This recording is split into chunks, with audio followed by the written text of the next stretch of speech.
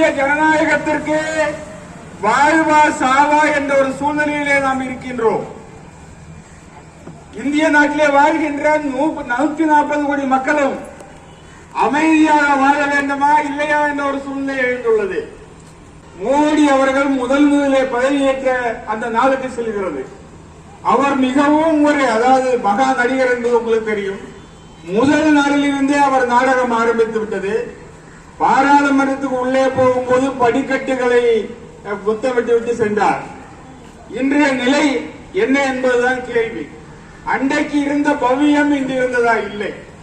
நேற்றைய தினம் காஷ்மீர்ல பேசுறாரு, நீங்க ஆட்டுக்கறி சாப்பிடுறீங்க, இது இந்து மக்களை அவமதிக்கிறது.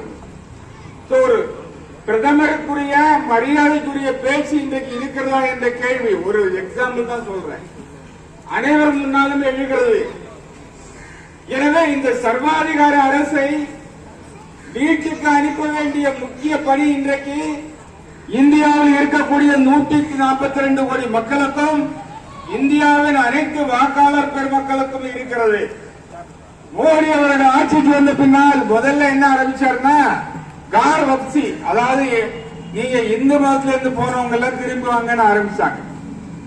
அதன் பின்னால மாட்டுக்காக மனிதனை அடித்து கொண்டார்கள். அதன் பின்னால திடீர்னு ஜிஎஸ்டி என்று கொண்டு வந்தார்கள். இன்றைக்கு ஜிஎஸ்டி என்ன எல்லா பொருட்களுடைய விலையும் ஏறிவிட்டது. அதன் பின்னால் டிமானிட்டைசேஷன் என்றார்கள். தெருவிலே மக்கள் ஏடிஎம் முன்னால நின்றே உயிரிழந்தார்கள்.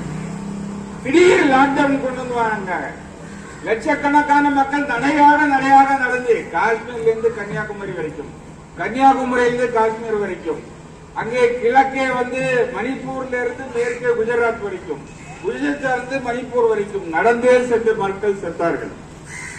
சிஏஏ என்று கொண்டு வந்தார்கள். பெரிய போராட்டங்கள் எழுந்தது. டெல்லியிலே கலவரத்தை தூண்டினார்கள், மக்களை கொண்டார்கள். இதுதான் மோடி அரசினுடைய சரித்திரம். இந்த 10 வருட சரித்திரத்தை நாம் மாற்றி எழுதாவிட்டால் நிச்சயமாக நிம்மதியாக நாம் வாழ முடியாது. அதுதான் ராகுல் காந்தி அவர்கள் சொல்லுகிறார்கள், இந்த தேர்தல் என்பது பெரியார் கொள்கைக்கும் RSS அதே பெரிய கொள்கைக்கும் எதிரான ஒரு சித்தாந்த போராட்டம் என்று சொல்லுகிறார்கள். டிஎம்கே, அதாவது நம்ம திமுக அரசை பொறுத்தளவில் அவங்க ஆட்சிக்கு வந்த பின்னால பல மக்கள் நலப்ப திட்டங்களை ஏற்படுத்தி இருக்கிறார்கள்.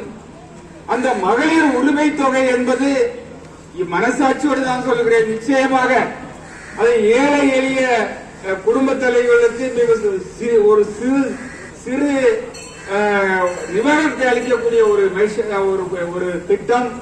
அதே போல கல்லூரி மாணவர்களுக்கு 1000 ரூபாய் திட்டம், இலவச பேருந்து திட்டம் என்று பல சமூக நல திட்டங்களை அறிவிச்சிருக்காங்க.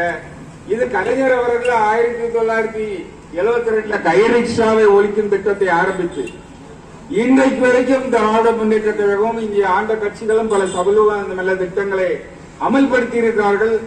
ராகுல் காந்தி அதை விரிவுபடுத்த போதாக சொல்கிறார். இப்ப நீங்க மாசம் 1000 ரூபாய் தானே உங்களுக்கு வருது, வருஷத்துக்கு 1 லட்சம் ரூபாய் நாங்கள் கொடுப்போம் ஏழை பெண்களுக்கு என்று சொல்லி இருக்கிறார்கள். நினைத்து பாருங்கள், ஏழை பெண்களுக்கு வருடத்திற்கு 1 லட்சம் ரூபாய் வந்தால் அந்த குடும்பத்தில் உள்ள அடிப்படை தேவைகளை நிச்சயமாக பூர்த்தி செய்ய முடியும். நீங்கள் நினைத்த அவசிய பொருட்களை வாங்க முடியும்.